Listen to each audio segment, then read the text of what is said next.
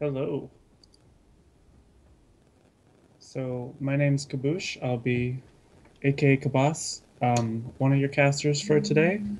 I'm a Diamond Terran player, captain of Rival Gaming, and hope we're gonna see some good games today. My name is Sean. I'm also in Rival Gaming. Diamond Protoss. Pretty excited with my man Kaboosh here. Never heard of these guys, but I heard they're GM. And then we got two diamonds as well, so it looks like a pretty even group. Should be a lot of fun. Oh, TVZs too. That's the Yeah. matchup to watch. So our group today consists of Semper, probably the favorite of the group, a Grandmaster Terran player, qualified for WCS Challenger this season, so doing pretty well. We also have GameTime, a Grandmaster Zerg from Infinity Pro. Uh, yeah, I'm excited to see those games as well. We have a Diamond Terran, Ninkazi from Guns and Roaches, also a friend of mine, hoping he can pull out some good games here. And a Diamond Zerg player, seigsean from Rival Gaming. So kind of the home favorite, but I'm hoping he can hoping. pull through. I'm just hoping we see good games. I'm pumped about. Yeah, Thanks to Hawkeye for setting this up. This is so awesome. Just getting yeah. content out there. It's tough, man. See, Not a lot of smaller tournaments, and it's always fun just to watch people compete with like good players, see how they do.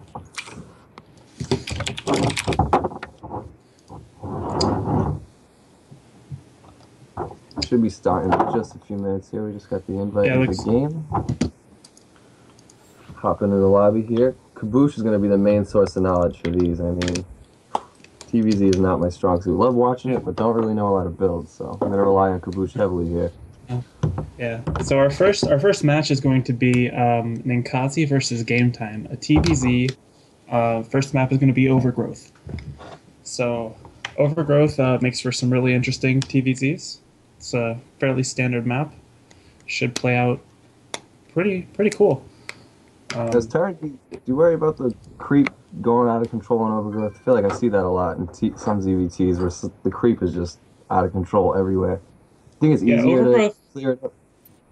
Overgrowth is a really good map for Zergs in the sense that if they get ahead, like the map control they can get is pretty insane. That creep Yeah. spread is really good. The overlord coverage that you can put on the side of the map, see any drops coming. It's I think it's a fairly balanced map, but if the Zerg gets a lead, they can kind of just run away with it on that map more so than some of the other maps in the pool. Yeah, I've seen some stuff get out of control. Definitely an easier map to spread creep like right up to the third and the fourth location. And if Zerg gets that gold base, that's when you have a really bad time. Zerglings everywhere. Yeah, that gold base can be pretty overwhelming. Lings on lings, baby. Let's get up in there. All right, we're hopping into this game.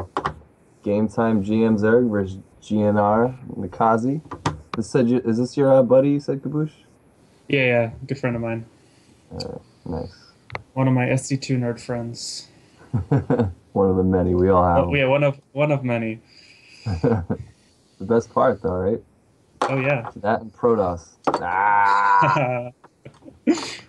All right. So spawning in the bottom left, we have the Teal Terran from Team Guns and Roaches. It is Ninkazi. All right, in the top right corner, we have our GM Zerg from Infinity Pro. I'm not sure if I'm reading that right because it's abbreviated. Game Time. Now, this guy, I've never really heard of him, but obviously GM, very high skill level, especially lately with how hard it is to get into Masters, etc. I mean, this guy must be really good. See if Yeah. Ninkazi can pull anything out here. Top 200 on NA is no small feat. Even though NA ladder catches a lot of flack, still gotta be pretty good to get in there. Oh, yeah, undoubtedly. I mean, you can't really compare Better, to anything else because we play on the NA ladder all the time. So it's yeah. just, Better it does better take than a lot either of. of us, Kappa. Yeah, exactly. A lot better, especially me, man. I don't do this stuff. So we're on a fairly standard game here. No shenanigans going on. Ninkazi's just playing him straight up. I respect this man. It's a lot of balls. He's not scared of the GM border. He's like, all right, I'm just gonna open standard here, drop my racks and my ramp, chill out. Yeah. I like this, man. So If I was him, I would panic. You know? he's delaying the gas a bit. Normally versus Zerg, you'd go for like the standard is to go for a Reaper here, but he's just going for a gasless opening. He might take like a 15 gas or something, but there probably won't be a Reaper made this game. Nice guy, skipping gas complete. Think he's gonna go early CC with this? Is that what you guys do usually when you have no gas? Or does he drop 2 racks? That's pretty. Going for more racks before the CC is a pretty bad build. I imagining he's just gonna go for a gasless expand here. Yeah, SCV. Yeah, SCV's going to scout. Usually the gasless expands. At least the builds I do that open gasless go into a combat shield timing or some sort of variant. Otherwise, you'd want to get a gas beforehand. But we'll see what his plan is. And he's actually going to get some nice shots on that Overlord there. He could get it, but he's rocking under it. That was a little bit dipping out. Yeah. I think he definitely could have got that Overlord. A bit of a mistake there. But that Marine's on a mission, man. He's like, you know what? We gotta go check out the map. Let's look at this bunker. That's a pretty. This is a ballsy bunker, to say the least. I mean, just right up in your face, like. This is. I think the drones are gonna take care of this relatively easily. Yeah, this is something I've seen Ninkazi do before, though usually has a Reaper behind it, and those drones actually attacking the bunker instead of trying to get the SCV itself. Oh, so man, this bunker really will finish. So it's going to be annoying. I don't see this doing catastrophic amounts of damage, but it's definitely going to delay mining at the very least, force some lings out. And, yeah. I like this by game time. Very smart decision, you know, just cutting off the reinforcements as opposed to just, you know, wasting all his lings in the bunker trying to take it out when he knows he can't really do the DPS or the SCV chilling back there. I love the position on the SCV too, by the way. It's really subtle, but it's awesome. Like right by the mineral line so it can't get surrounded too much by lings. Yeah. And he puts it into the bunker too. I really like how Ninkazi's doing this. Do you think it was worth Kaboosh overall? Did he get that salvage off? I didn't see if one actually went through. No, he's lost 184 minerals, so the bunker definitely died. But it was, salvage off. I mean, he delayed mining time, and I mean, it's a pretty negligible advantage, if any, for him, but it's anything you can do to throw your opponent off their game. Yeah, good point, especially when it's GM, and you know there's like for such a for such a low cost, totally worth it. Yeah, nice. So like to see here, I'm an underdog guy. I'm rooting for the underdog here. I'm not looks like he's gonna turn on his links. Yeah. I wish I could get the. Do you know how to get the production tab up on this thing here? I'm sorry. Oh, got it. Yeah, I got the wrong layout. For some reason, I always get changed back to WCS. Anyway, it looks like game time's going for an early third here, around 6 minutes. Doesn't look like he's going to go for any 2-base Muto, which has been very popular in ZVT. It's the one thing I've been seeing a lot. Yeah, the rise of the Banshee openers, 2-base Muto is just becoming like... It's basically a hard counter to any sort of Banshee opener. Oh, yeah. So it's pretty good. In this meta, at least. But do you ever play your TVZs like this without Hellions or anything like that? You just open straight Marines? I do a combat shield from time to time, but I'd be leaving my base with about a bunch more Marines right now. So it's not exactly the same, but he's getting a really quick 3rd CC. So he's definitely... His production is just pretty halted from the bunker, and he has to make... I don't know if he had to make, but he has 3 bunkers at his natural because he wants to be safe from any sort of counter push. Oh, I really like this. He might actually get a cancel on this 3rd. It looks like he's going to get it. I think he is. Those queens aren't going to be... There's not enough creep spread for those queens to get there in time. This is an awesome move here by Ninkazi, taking out a 3rd base. Very nice. And the drone. Nice, well done by Ninkazi here.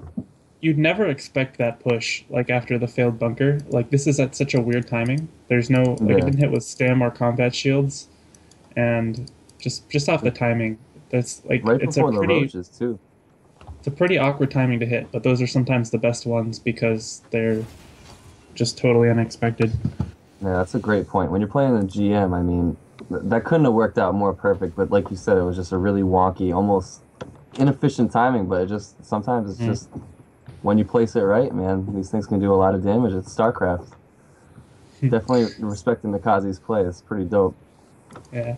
So the layer is finished for the Zerg player. He's going to go drop some creep on the third bases, the potential third bases of Ninkazi. Gonna delay that from going down for quite some time.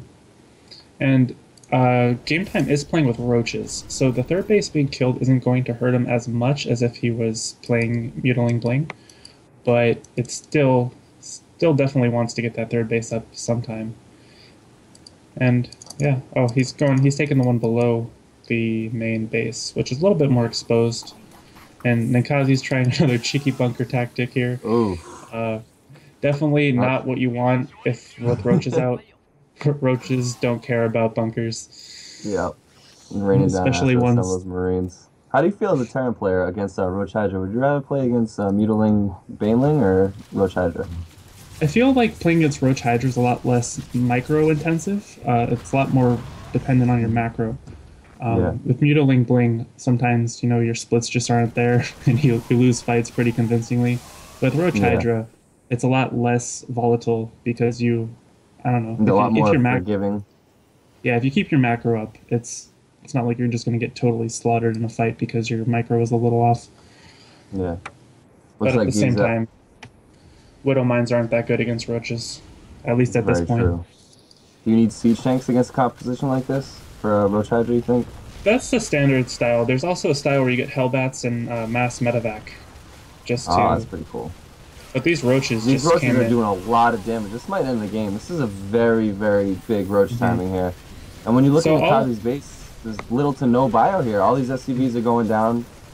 The CC has to be lifted, and I really think this might be GG. You really need tanks or a really heavy Marauder count against Roaches, and Ninkazi's production, his harass was pretty good this game. Even he's got some Marines on the other side of the map, but his production behind it just wasn't as good as it could have been. Yeah, it might look bad versus a GM player, but I mean, it's just very, very hard to keep up with that amount of Roaches. Oh, totally. He played really well with the his movement, his army movement on the map, and his pushes, but just kind of the macro is what got him this game. Yeah, Roaches are a pretty good unit. This 1-1 timing is really strong. I mean, we were talking earlier in the day about how the meta's shifted to Zergs open and Roach heavy, and this is a perfect example of it. I mean, maybe a little later than you'd think, but so many Roaches, just so strong, even against bio play. I mean, it's very, very smart by game now. We got a Marine King-esque opener, or closer here, I guess. The CCs are in the air, but it looks like Ninkazi's going to tap out. You always need a second to think about it. You're just like, God damn, Roaches. All right, now. That was a thrilling game one, though. I had a good time casting that. Ninkazi did a great job. I mean, no shame in that. Holding your own against a GM, canceling his third. Playing a little wonky of a build, but honestly, it's not too bad by Ninkazi. Let's see if he can take a game two here and take the upset. Yeah, no, pretty good game.